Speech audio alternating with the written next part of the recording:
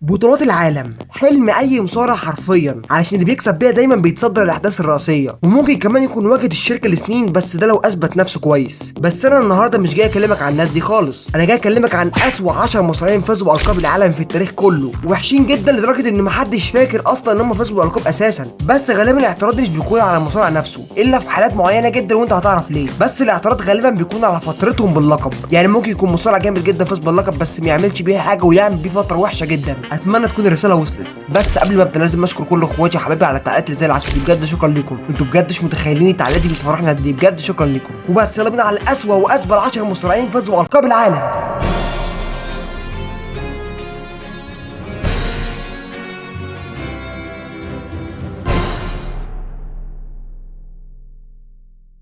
ملحوظه بس قبل ما ابدا، هنتكلم في الاول عن مصارعين جامدين فازوا باللقب بس عملوا بيه فتره وحشه، وبعدها بقى هنخش على مصارعين ما كانش ينفع اصلا يكونوا ابطال. وبس يلا بينا على الفيديو. في المركز العاشر معانا شيماس. انا مش معترض على شيماس كمصارع اطلاقا، بالعكس هو مصارع بجد جامد جدا ومظلوم جدا، بس انا فعلا معترض على فترته باللقب العبثيه واللي ملهاش لازمه اصلا. شيماس طبعا فاز بالشنطه سنه 2015 واحنا عارفين الكلام ده، وصرفها على رومان رينز في سرفايفر سيريس. بس ليه كل ده حصل اساسا؟ انا هقول لك. علشان رومان رينز في الفتره دي حرفيا الجمهور كله ما كانش طايقه، اللي هو ابعد عننا باي شكل من الاشكال، وهو كان البطل وقتها، فاللي هو بجد الجمهور ما كانش طايقه خالص وكان عايز يخلص منه باي شكل من الاشكال. فعم فينس كمان قال لك بص انا هحل المشكله دي ازاي، انا هقول لك بقى انا هحلها ازاي. خلي شيماس يصرف عليه الشنطه ويفوز وياخد منه اللقب، علشان يعني يخلي الجمهور يتعاطف مع رومان رينز يعني، ويرجع تاني اندر دوج والكلام ده. وطبعا الكلام ده بلعه برضه الجمهور فضل يكرهه اكتر واكتر. بس الفكره بقى يا جماعه ان شيماس نفسه اساسا ما كانش تحس ان هو ممكن يكون بطل دلوقتي. هو كان معاه الشنطه وهو جامد جدا يا عم عليا وعلى راسي، بس شخصيته وقتها ما كانتش تمهد لك انه يكون بطل اصلا. يعني طريقه تعامل الشركه معاه في الوقت ده ما كانتش تحسسك انه ممكن يبقى بطل، ولا ممكن مثلا يكون ليه شأن كبير في الشركه في الوقت ده. بس على الرغم من ده يعني فاز باللقب وسكتنا وعديناها ماشي. بس الفكره بقى ان فعلا فترته كانت وحشه جدا باللقب وما كانش ليها لازمه اساسا، كانت وحشه لدرجه ان الجمهور فعلا بدا يشجع رومان رينز. انت متخيل اللي هو رحمونه من شيماس وشخصيته الممله، بجد كانت حاجه صعبه. وعشان كده يا جماعه ما احتفظش باللقب غير 22 يوم بس، وتقريبا ما دافعش على اللقب غير مرتين بس في الفتره دي. فشيماس فعلا في 2015 كان من اسوأ المصارعين اللي فازوا باللقب.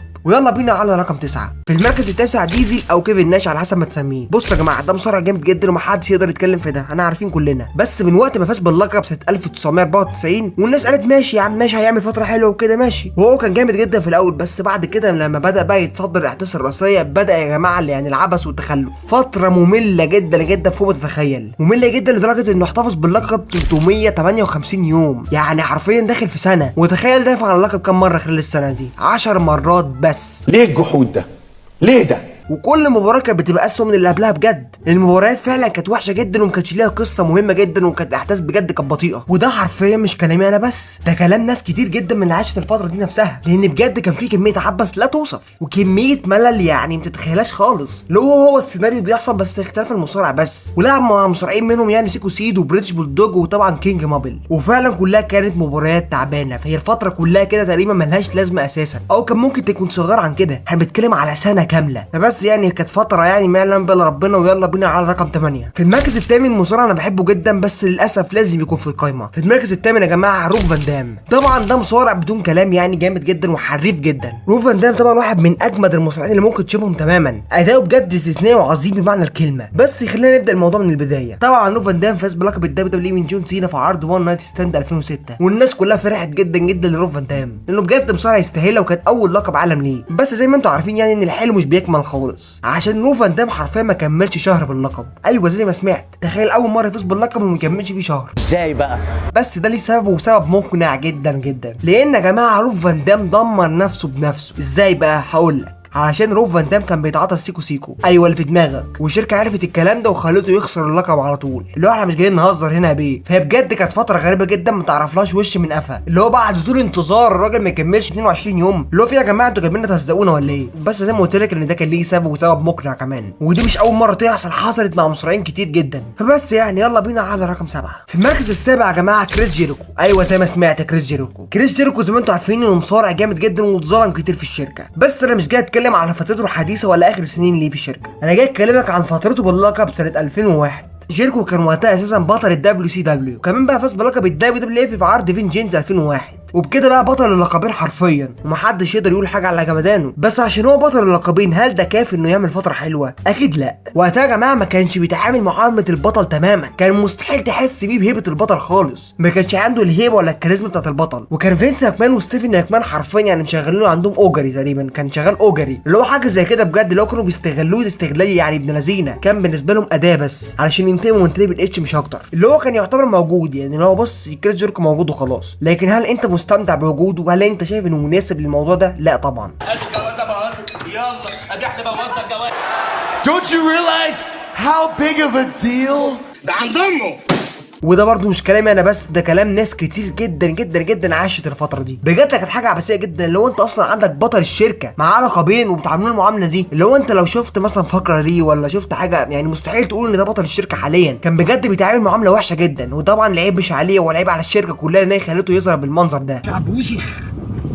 ما كانش ليه هيبه المصارع المستقل تماما، كنت تحسه كده اللي هو دول ستيفن ماكمان من الاخر. انا بجيب لك من الاخر، ولو مش مصدقني روح شوف فكرتهم زمان يا عم، روح شوف يا عم انا مالي يا جدع. ده لما حتى دخل الحدث الرئيسي للريسل مانيا يا جماعه في 2002 خسر اللقب لتريبل اتش في مباراه تعبانه اساسا، فاللي هو يعني ارحمونا يعني مش كده يعني، الله يخرب بيتكم بجد. وغريبه بقى يا جماعه انه لما خسر اللقب الناس كلها فرحت بشكل غير مبرر. مش مصدقني؟ طب شوف بنفسك يا عم.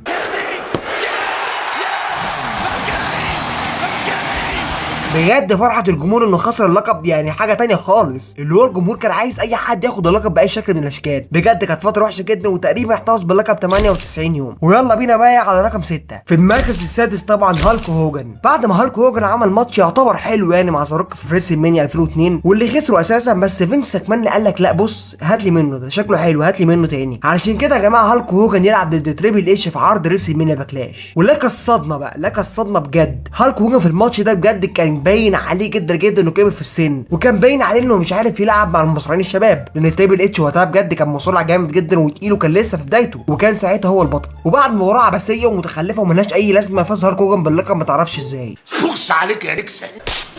وبجد فعلا كان قرار يعني غبي ومتخلف، اللي هو انت بتكسب مصارع خلاص يعني اداؤه باين عليه وخلاص يعني خلاص كفايه على مصارع تاني ممكن يعمل بيه جمدان اكتر منه. بجد كانت حاجه عبثيه جدا، اللي هو ازاي ما تعرفش؟ طب ليه ما تعرفش؟ فين في باكلاش زي ما قلت يعني، ركز معايا شويه.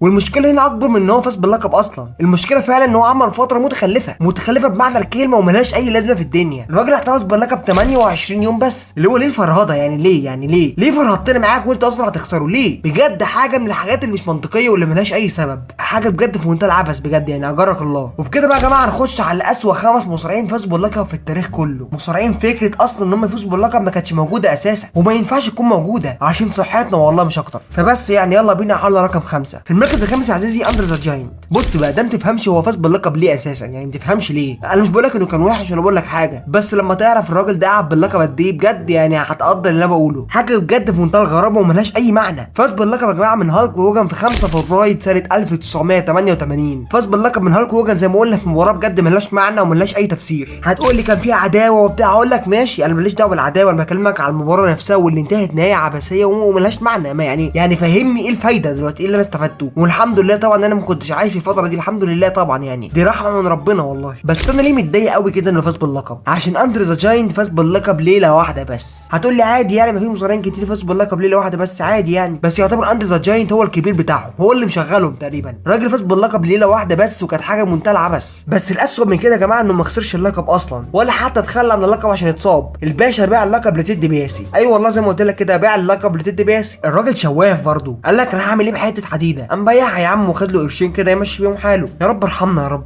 يا رب ارحمنا يا رب من اللي بتشوفه ده يا رب. انا كنت مستحيل اشوف الحاجات دي اطلاقا غير بس وانا عامل القناه وبعمل فيديوهات من النوع ده، بس غير كده ما كنتش عمري هشوف الحاجات دي اطلاقا. بس الحمد لله كله علشانكم يعني الحمد لله. فهو تقريبا ما عادش باللقب غير ليله واحده بس، وطبعا ما دافعش ولا مره عن اللقب خالص. وبس يعني يلا بينا على العبث اللي جاي، يلا بينا على رقم 4. في المركز الرابع يا جماعه البيج شو. ده بقى مش محتاج اتكلم عليه كتير خالص، انا بجد مش عارف هو فاز باللقب ليه، بجد حسبنا الله ونعم الوكيل. المعلم فاز باول لقب على نيف سرفايفر سيريس سنه 1999 لما دخل المباراه الثلاثيه بدل ستون كولد ستيف اوستن، وبعد المباراه يعني ماشي تعدي فاز باللقب لاول مره في تاريخه. بس مش محتاج اقول لك على فترته باللقب، مش محتاج اقول لك، بس هقول لك برضه معلش انا بحب اديك كده حبه تشويق كده عشان تفوق معايا على العبث اللي داخلين عليه. احنا لسه ما دخلناش على العبث، انا كل ده بكلمك في ناس يعني تعتبر كويسه. نرجع بقى للبيك شو اللي فاز بلقب في لحظه صادمه ومحدش كان متوقعها اصلا، وعمل فتره عبثيه ومحدش كان طايقه اصلا. يعني حاول تسال اي حد عاش الفتره دي بتاعت بيك شو هو بطل، حاول كده حاول، هيقول لك دي كانت ايام ما يعلم بها الا ربنا. بجد دي فوز ملوش طعم ولا معنى، وتقريبا ما دافعش عن اللقب بتاعه غير ضد بيج بوس مان تقريبا، وبعدين خسروا لتريبل اتش. هي كانت تعتبر سبوبه، هي كانت سبوبه بمعنى الكلمه. انت يا شعر باط ملوش لازمه.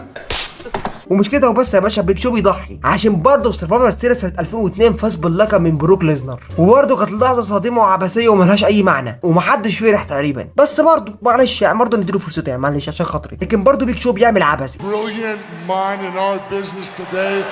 يا بيه طلع لسانك واخبطه كده جايز في حاجه. ايه ده معلش يعني معلش ايه ده يعني ايه المنظر ده معلش يا عم ارحمنا يا عم يا ناصر يا عم ارحمونا يا عم، صحتنا بتروح مننا يا عم. وبرضه ما طولش باللقب وخسروا في الاخر لكيرت انجل. احلى بطل انتقالي ده ولا ايه؟ حرفيا دايما بيكون البطل الانتقالي، وبطل انتقالي عشان اللي ما يعرفش يعني انك بتفوز باللقب لفتره معينه بس يعني علشان تخسر المصارع تاني، يعني بتشيل اللقب معاك امانه يعني سبوبه. وده ينطبق بنسبه 100% على بيك شو. ولو اتكلمنا على القاب بيك شو مش هنخلص. يعني مره كان بيلعب مع مارك هنري في التي ال سي وفاز باللقب بس ما كملش 5 دقايق بالظبط، ودخل بقى دانيال براين وصرف عليه شنطه واخد منه اللقب. It's inside I didn't care.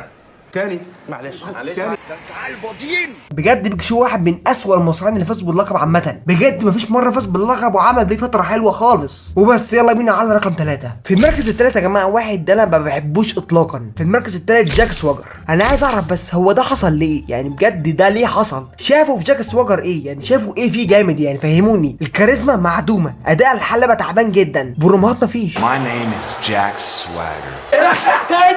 فخس عليك يا نكسة. بس علشان نقنعك ان جاك سواجر جامد خليناه يفوز بالشنطه سنه 2010. يلا يا عم. ومش محتاج اقول لك ان ده طبعا ما كانش مع الناس خالص، والناس برضو شايفاه انه مش جاهز تماما. ما هو الصراحه ده مش منظر مصارع يكون بطل بامانه، يعني لو انتوا بتستهبلوا. المهم يا جماعه نصرف الشنطه بعد كده يعني على كريس جيريكو واللي كان مصاب وقتها، فعشان كده قدر ان يفوز عليه وياخد منه بطوله العالم للوزن الثقيل. ومن وقتها واحنا دخلنا في فتره عبثيه ملهاش اي معنى، فتره اقل شيء يقال عنها ان هي فتره ملهاش اي لازمه. بجد ما كانش فيها اي حد طايقه، يعني بجد يرحمونا يا ولاد. انا هموت. جاك سواجر يالا اللي يفوز باللقب ده. جاك سواجر يالا ما تخلاش بقوم اضربك بقى. جاك سواجر ايه؟ انتوا جايين تشتغلونا هنا ولا ايه؟ مش فاهم يعني. انت فيسا. جاك سواجر يا ابني اللي يكون بطل ده، يعني احنا خليناه يفوز بالشنطه وقلنا ايه يعني ماشي اكيد هيصرفها غلط ماشي، كمان يصرفها صح وياخد اللقب. انتوا عالم حثالة المجتمع وطفلة الحشرة. ومش بس كده يا عزيزي، لا ده احنا خلينا راندي اورتن كمان يخسر لجاك سواجر عشان جاك سواجر يحتفظ باللقب. مش عارف تتكلم ليه يا عمي يا خاين. يا حلاوتك بجد يا حلاوتك. اصبر المصارع ده ولا ايه؟ ارحمنا يا عم ارحمنا من العبث، هنموت في ايدك يا عم ارحمنا. مش كده فعلا تخلف غير مبرر وملوش اي معنى، وملوش تقريبا غير دافعين على لقب واحد بينهم ضد راندي اورتن تقريبا، هو ده اللي انا فاكره. وخسر اللقب بعد كده الري ميستيريو. ومش محتاج اقول لك فرحه الناس وقتها كانت عامله ازاي. بجد الناس كانت هاينه عليها تقوم ترقص، دي احنا نوزع شربات والله. بجد جاك سواجر ما ينفعش يكون بطل باي شكل من الاشكال. ويلا بينا على رقم 2. في المركز الثاني يا جماعه واحد مكسوف اقول عليه مصارع، بجد انا مش عارف اقول عليه ايه، يعني كلمه مصارع ما اقدرش اوصفه بيها بجد، يعني هو ما ينفعش يكون مصارع. في المركز الثاني معانا يا جماعه كالي يا جماعه باختصار يعني واحد ما يعرفش حاجه عن المصارعه. كل اللي يعرف عن المصارعه ان هما اتنين بيخشوا يضربوا بعض من الاخر. ده حتى ملوش حركه مميزه بيعملها في المصارعه، هو بس حركتين بس اللي حافظهم وخلاص على كده. وبجد انا مش عارف ليه في ناس كتير بتحبه، بجد مش عارف، ده لغز انا مش عارف اوصل لحله لغايه دلوقتي. في 2007 يا جماعه ايدج اتنازل عن اللقب عشان اتصاب، فاللقب اتاخد منه واتعمل عليه مباراه باتل رويال، وكانت في سماك داون بتاريخ 20 يوليو سنه 2007، واللي طبعا كالي فاز بيها. يعني ما تفهمش ليه بس هو فاز، يعني بنراضيه وكده يعني بنراضيه. وبجد دي من اكتر اللحظات الصادمه اللي ممكن تشوفها في حياتك، خاصه لو انت كنت بتتابع في الفتره دي مصارعه. بجد فعلا كانت لحظه ملهاش اي معنى وملهاش اي تفسير. يا جدع ده ما كانش عارف يشيل اللقب صح، يا جدع يا جدع ارحمونا شويه. ابعت هات لي نص بردعه برسيم اتعشى بيها. كان بيشيل اللقب بالعكس، انت متخيل؟ وهتحكي يقول لي معلش يعني اكيد مره يعني وغلط ما فيهاش حاجه. هقول لك لا اتكررت مره واثنين وثلاثه، هي مش جايه معاه غير بكده. ولا مدير اعماله ساعتها اللي كان بجد يعني حاجه يعني اجرك الله. واللي انا بقوله لك ده طبعا غير المباريات المتخلفه واللي طبعا وحشه جدا وممله جدا، ده غير بقى انه ما بيعرفش يتكلم على المايك اصلا، يعني ما فيهوش اي حاجه تخليه يكون بطل اساسا، ما عندوش كاريزما بجنيه، ومبارياته كلها وحشه وبروموهاته كلها زفت.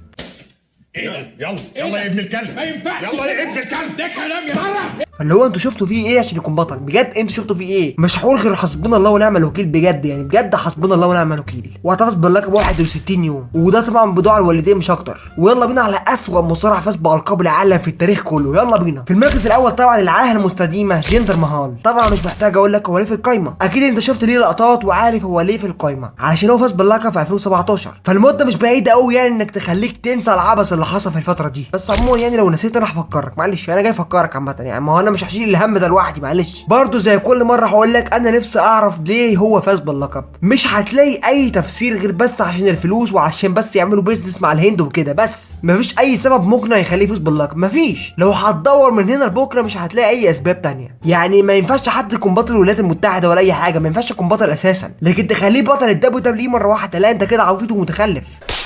ونفس اللي قلنا على كاليه بيتقال على جندر مهال، الكاريزما معدومه، اداء الحلبه تعبان، بروموهات ضايعه. اعمل فيك ايه؟ ولو انه برضه احسن من كاليه يعني بسنين ضوئيه في المايك، بس برضه كان وحش جدا جدا على المايك. Greatest WWE champion of all time, Jinder Mahal. ده عند امه.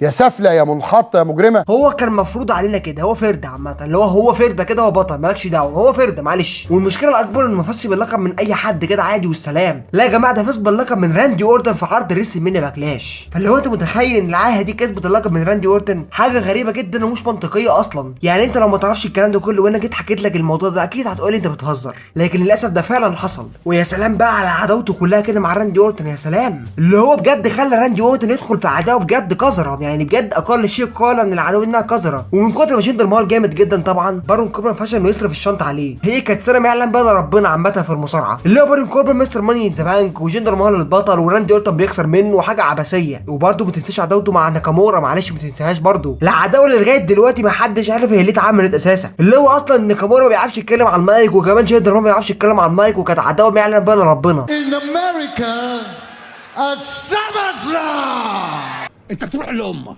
ونفس الوقت ده كانت جابت اخرها منه بجد، اللي هو تاخد كام وتمشي من الاخر. اللي هو انت متخيل ان جندر مهال هو زعيم سماك داون؟ انت متخيل اللي انا بقول لك؟ جندر مهال هو البطل وهو اللي بيتحكم في كل حاجه. يقعد دي ايام يا جدع، ربنا ما يعيدها ايام بجد والله العظيم، بجد ربنا ما يعيدها ايام. وفي الاخر طبعا جه المنقذ بتاعنا، جه ايجي ستايلز واخد منه اللقب بكل شياكه. ايوه كده ايوه كده، بجد الواحد هيعيط، بجد الواحد هيعيط من الفرحه. اخيرا حد يعيد الفوز باللقب، اخيرا بجد، يعني حاجه في منتهى العبث والتخلف ولا منطق. الباشا طبعا احتفظ باللقب 170 يوم، انت متخيل 170 يوم؟ ودافع عنه 5 مرات بس. 5 مرات ايه معلش يعني، معلش فهمني، من كتر جمدانك يعني خايف على صحتك وخايف تتصاب يعني، فلعبت 5 مرات بس. انت نموذج حقير. صح يا جدع منك لله يا جدع والله العظيم، منك لله، وحسبنا الله ونعم الوكيل في دي شركه. وبس يا جماعه، دول كانوا اسوأ واسبل 10 مصارعين فازوا بالقاب العالم في التاريخ كله. ولو وصلت لغايه هنا وعجبك الفيديو اشترك في القناه واعمل لنا لايك واكتب لي تعليق جميل شبه كده وبس. سلام.